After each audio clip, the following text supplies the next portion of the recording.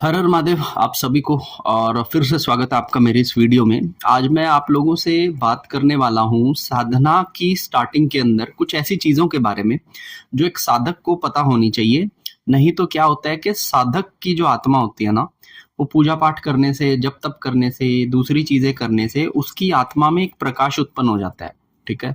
और जब वो प्रकाश उत्पन्न हो जाता है तो उसकी तरफ कई सारी नेगेटिव ऊर्जाएं भी आकर्षित होती हैं। ठीक है। अगर आप एक साधक हो, अगर आप किसी चीज की साधना कर रहे हो, चाहे हनुमान जी की करो या फिर माता काली की साधना करो, तो कहते हैं कि पॉजिटिविटी के साथ साथ नेगेटिविटी हमेशा पैरेलल चलती रहती है। ठीक है। जैसे जैसे आपका पॉजिटिविटी का लेवल बढ़ता जाएगा, वैसे वैसे नेगेटिविटी का लेवल भी आपके सराउंडिंग्स में हमेशा बढ़ता जाएगा। तो आपको अब ऐसा क्या करना है कि जिनसे आप इन चीजों से बच सको, या फिर ऐसी कौन सी चीजें हमारे साथ आ जाती हैं जिन्हें, जहां पर हमें अपना ख्याल रखना है कि किस तरीके से हमारा मतलब के बचाव हो सके। ठीक है। तो सबसे पहले मैं शुरू करने से पहले आप लोगों को बोलूंगा कि अगर आप चैनल पे नए हो तो वीडियो को सब्सक्राइब कर लीजिएगा मेरे चैनल को। वीडियो अच्छी लगे तो इसे लाइक कर जाएगा। ठीक है। अब मैं आपको स्टार्टिंग से बताता हूँ होता क्या है कि जब हम लोग एक नॉर्मल व्यक्ति से, जब हम पूजा पाठ के अंदर आते हैं, ठीक है, और हम लोग पूजा पाठ जब करने लगते हैं तो पूजा पाठ करने के बाद हमारी आत्मा के अंदर एक प्रकाश उत्पन्न होता है। ठीक है। और ये प्रकाश जैसे जैसे हमारा जाप बढ़ता है, जैसे जैसे हमारी साधनाएं बढ़ती हैं, जैसे जैसे हमारा व्रत बढ़ता है, वैसे वैसे ये चीजें और ज्यादा बढ़ती जाती हैं। अब प्रकाश उत्पन्न होने से क्या समस्या आती है कि सबसे पहले तो प्रकाश जैसे ही कहीं पे अधिक होगा तो वहां पर, जैसे एक आपने देखा होगा कि रात के समय में अगर एक ट्यूबलाइट बाहर मतलब जल रही होती है तो उसके आसपास में बहुत सारे ऐसे मक्खी मच्छर जो है वो इकट्ठा होना शुरू हो जाते हैं। ठीक है। तो ऐसे ही हमारी जब आत्मा, कई आत्माओं में से हमारी आत्मा जब प्रकाश के अंदर आती है तो हमारे सराउंडिंग्स में भी कई सारी नेगेटिविटीज हमें लगना शुरू हो जाती है। और इन नेगेटिविटी के लगने से हमारे को फर्क ये पड़ता है कि जैसे जैसे नेगेटिविटी हमें लगती है तो हमें उन चीजों के कुछ इम्पैक्ट हमारी लाइफ पे आने लगते हैं। वो इम्पैक्ट किस तरह के होते हैं मैं इनके बारे में आपको जरा डिस्क्राइब करता हूँ। सबसे पहली चीज होती है कि जब भी आपको ऐसे इम्पैक्ट्स आएंगे, सबसे पहले तो आपका मेडिटेशन बंद हो जाएगा। ठीक है। दूसरा होगा कि आपका पूजा पाठ करने का मन यहाँ पर बंद हो जाएगा, आपको बिल्कुल भी पूजा पाठ करने का मन वो नहीं करेगा। ठीक है। तीसरी चीज, आपका डाइजेशन हमेशा से खराब हो जाएगा। चौथी चीज ये होगी कि आपके जो एलिमेंट्स होते हैं, fire element, earth element, sky element और वाटर एलिमेंट, ये सब इनबैलेंस होना शुरू हो जाएंगे। मैंने अक्सर देखा है कि कुछ लोगों के गुस्सा आना शुरू हो जाता है पूजा पाठ करने के बाद। तो जब गुस्सा आना शुरू हो जाता है तो आप लोगों को समझना चाहिए कि किसी चीज ने आपका फायर एलिमेंट को पुल अप कर दिया। ठीक है। तो ऐसे में क्या होगा कि आप फ्यूचर में जितनी भी साधनाएं करोगे तो उन साधनाओं का फल जो है वो आपके पास से आकर चला जाएगा। ठीक है ना। तो अब यहाँ पे ये जो समस्या आ जाती है, एक साधक को बिल्कुल भी मतलब आइडेंटिटी नहीं है इन चीजों की कि किस तरह से ये चीजें हमें इम्पैक्ट करती है और कैसे टाइम पर हमें इन चीजों को रोक लेना चाहिए या ऐसा क्या करना चाहिए कि हमें इन चीजों से बचा जा सके। ठीक है। तो सबसे पहली नंबर चीज मैं आप लोगों को बताता हूँ कि जब भी आपके साथ ऐसा हो या फिर आप एक नए नए साधक हो तो कुछ चीजें आप हमेशा ध्यान में रखकर करिएगा। ठीक है। सबसे पहली समस्या मैंने देखी है कि नए साधक जो लोग जाप करते हैं, वो लोग जाप कर तो रहे हैं, माला पे करते हैं, उंगलियों पे जाप करते हैं और दूसरी चीजों पर जाप करते हैं, लेकिन उनके जाप की ऊर्जा जो बननी चाहिए ऊपर की तरफ, वो कभी कभी एकदम से डिक्लाइन हो जाती है। और इसका कारण कई बार ये होता है कि जिस घर से वो साधक बिलोंग करता है उस घर के अंदर या तो कोई दोष होता है, ठीक है, या जिस स्थान पर उसका मंदिर रखा हुआ है वहां का कोई भूमि दोष होता है, या फिर उस घर के पितृ दोष होता है जो उन सभी घर वालों को लगा होता है। तो जब कोई साधक पूजा पाठ शुरू करता है, जाप आरंभ करता है, तो उसके जाप को नुकसान होना शुरू हो जाता है बिकॉज ऑफ हिज प्रीवियस दोषास। ठीक है। तो ये जो दोष होंगे ये क्या करेंगे, उस साधक की साधना को, जो जाप होगा उसको समाप्त करेंगे। तो यहाँ पर साधक एक बहुत लंबा टाइम दे देगा अपनी साधना को, लेकिन उसको फिर भी फल नहीं मिल पाएगा जैसा उसने सोचा था। ठीक है। तो ऐसे में साधक को चाहिए कि साधक जब भी मतलब के पूजा पाठ करने लगे तो उसको अपने बैठने के बाद अपने चारों तरफ एक घेरा बनाना है। ठीक है। जिसे हम सुरक्षा चक्र भी कहते हैं, क्योंकि जब हम पूजा पाठ करते हैं तो हमारी आत्मा का प्रकाश वो बढ़ने लग जाता है।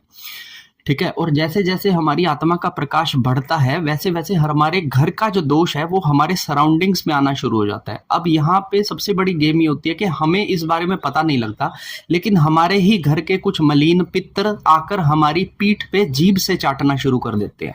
ठीक है ना?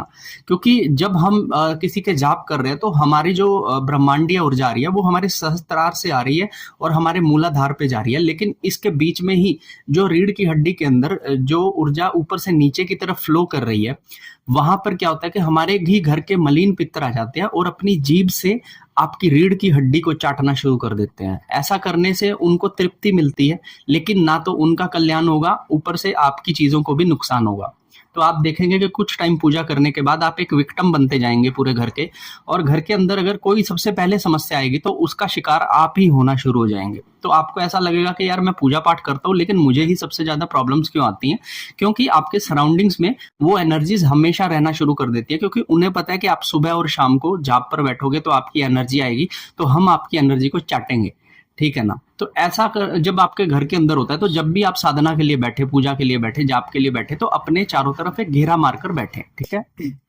दूसरी चीज, अक्सर आपने हमारे में तो मतलब ऐसा होता है कि जब भी सूतक या पातक लगता है, मतलब सूतक पातक मैं बता दूं क्या होता है कि सूतक होता है जब किसी घर के अंदर बच्चे का जन्म होता है, और पातक होता है जब किसी के घर के अंदर किसी की मृत्यु होती है, ठीक है? तो जब भी सूतक पातक होता है तो हम लोग डायरेक्ट मंदिर में प्रवेश नहीं करते। अब आपके घर का मुझे नहीं पता कि ऐसा होता है कि नहीं होता, कुछ लोगों में मेरे ख्याल से नहीं होता, लेकिन फिर भी सूतक पातक जो है वो हमारे शास्त्रों में दी गई चीज है। और सूतक पातक के समय पर जब आप अपने किसी भी ऐसे घर में गए हैं जहां सूतक पातक लगा है, और आप अपने घर पर वापस आए हैं, और वापस आने के बाद आप अपने मंदिर में बैठ रहे हैं, तो कभी भी डायरेक्ट उस घर से आने के बाद अपने मंदिर की पूजा पाठ शुरू ना कीजिएगा। क्योंकि क्या होता है कि मान लीजिए मैं बात करता हूँ सूतक की, तो जब किसी बच्चे का जन्म होता है तो उस बच्चे के सराउंडिंग्स में भी बहुत सारी नेगेटिव ऊर्जाएं होती हैं जो उस बच्चे को मारना चाहती हैं या फिर उसको मतलब उसकी बॉडी पे अपना पोजेशन करना चाहती हैं। तो ऐसे में जब आप किसी के घर जाकर आए हैं जहां पर अभी अभी बच्चे का जन्म हुआ है, तो उनके घर के इर्द गिर्द में बहुत सारी नेगेटिव ऊर्जाएं होंगी, और जब आप वहां पर जाकर आओगे तो 90% आपके पीछे कोई नेगेटिव ऊर्जा आएगी, और जैसे ही आप अपने मंदिर में बैठोगे तो आपकी मंदिर में वो ऊर्जा स्थापित होने की कोशिश करेगी। क्योंकि आप अभी एक बिगनर हो, आपने अभी साधनाएं स्टार्ट की हैं, अभी आपके मंदिर में भी देवता संपूर्ण रूप से आकर नहीं बैठे हैं। वहीं दूसरी तरफ आप देखेंगे कि जब आप किसी ऐसे घर में जाते हो जहां पर किसी व्यक्ति की मृत्यु हुई है, और आप जब वहां से वापस आते हो तो आप पाओगे कि आपके सराउंडिंग्स में तब भी नेगेटिव ऊर्जाएं हैं, और तब आपको घर में आने के बाद कहते हैं कि कपड़े भी उतार कर धो देते हैं और खुद भी स्नान करते हैं, तभी घर के अंदर घुसते हैं। तो कुछ लोग ऐसा है कि किसी की डेथ पर जाकर आते हैं और वो सीधा आके अपने कमरों में सोफा पर बैठ जाते हैं। ऐसा नहीं करना होता। आपको घर आना है, किसी के अगर मृत्यु हुई है, आप वहां से आ रहे हैं, तो घर आके सबसे पहले आपको अपने सारे कपड़े उतार कर उन्हें किसी पानी के धोने की बाल्टी में डालना है और आपको अच्छे तरीके से बाथ लेना है, ठीक है? उसके बाद आप अपने घर के अंदर आइए। तो इस तरह से आप अपनी ऊर्जाओं की रक्षा कर सकते हैं। ये थी दूसरी चीज, ठीक है? अब मैं आपको बताता हूं कि तीसरी चीज थोड़ी सी कॉम्प्लिकेटेड है, आप लोगों को हो सकता है कि समझने में थोड़ा सा समय लगे, लेकिन फिर भी इस चीज को डिस्कस करना मेरे लिए बहुत ज्यादा जरूरी है आप लोगों से। क्या होता है कि हम लोग आजकल सभी इन्फ्लुएंसर बनते जा रहे हैं, और अपनी पूजा पाठ की वीडियोस डालना, अपनी पूजा पाठ की वीडियोस को शेयर करना, या फिर अगर हम किसी बड़े मंदिर में जाते हैं तो वहां पर अपनी फोटोज खींच के शेयर करते हैं।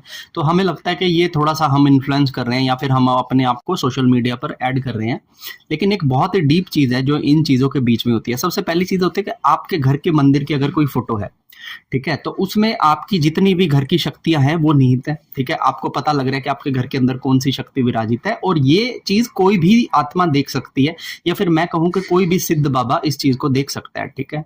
अब हुआ ये कि मान लीजिए आप केदारनाथ जाकर आए, केदारनाथ में आप जब गए तो वहां की सोल्स आपका फिल्ट्रेशन कर रही थी, ठीक है? और वो जब फिल्ट्रेशन हो रहा था तब आपकी जो आत्मा थी वो प्रकाश के रूप में आ रही थी, आपकी आत्मा का प्रकाश जो है वो बढ़ रहा था, ठीक है? अब आपने क्या हुआ कि ऐसे पोस्ट किया, और वो पोस्ट आपके 3-4 दोस्तों ने अपना विजिट किया, ठीक है? तो उनमें से मान लीजिए एक दोस्त है जिसको नेगेटिविटी की समस्या है, ठीक है?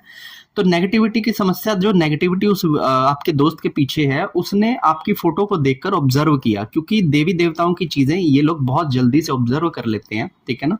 तो ये प्रकाश आत्माओं को और बुरी आत्माओं को बहुत अच्छे से दिखता है। तो अगर जब उसने इस चीज को ऑब्जर्व कर लिया, तो जब भी आप उस दोस्त के साथ मिलेंगे तो उसके बाद आपका थोड़ा मानसिक संतुलन बिगड़ेगा, आपको थोड़ी सी वही इंडाइजेशन की प्रॉब्लम आएगी, दूसरी सारी प्रॉब्लम्स आप लोगों को आएगी, और क्या होगा कि आपके ऊपर डायरेक्ट अटैक होगा जब भी आप उस दोस्त के साथ मिलेंगे।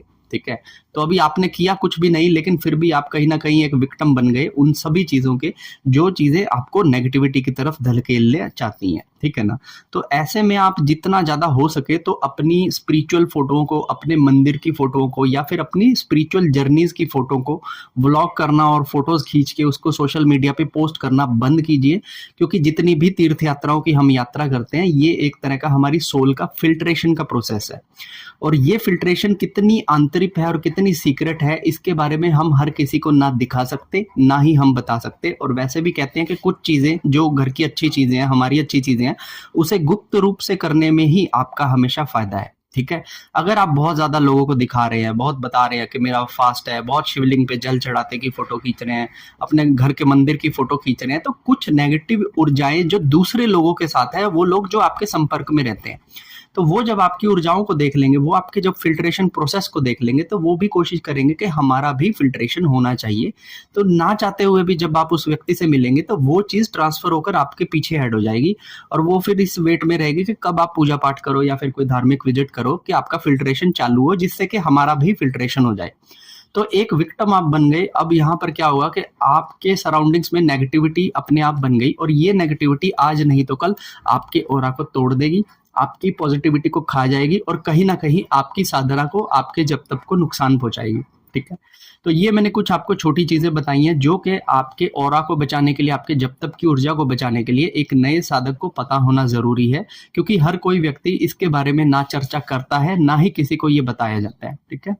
तो वीडियो कैसी लगी आप मुझे कमेंट कर कर बताइएगा। वीडियो अच्छी लगी हो तो आप इसे लाइक कीजिएगा, है ना। अगर आपका कोई क्वेश्चन हो तो आप मुझे क्वेश्चन कमेंट में बताइएगा और चैनल को सब्सक्राइब कर कर अपने साधक मित्रों के साथ हमेशा शेयर कीजिएगा, क्योंकि ये शेयर करना भी एक पुण्य के समान माना जाएगा, ठीक है ना। तो अब मैं मिलता हूं आपसे अपने अगली वीडियो में, तब तक के लिए हर हर महादेव।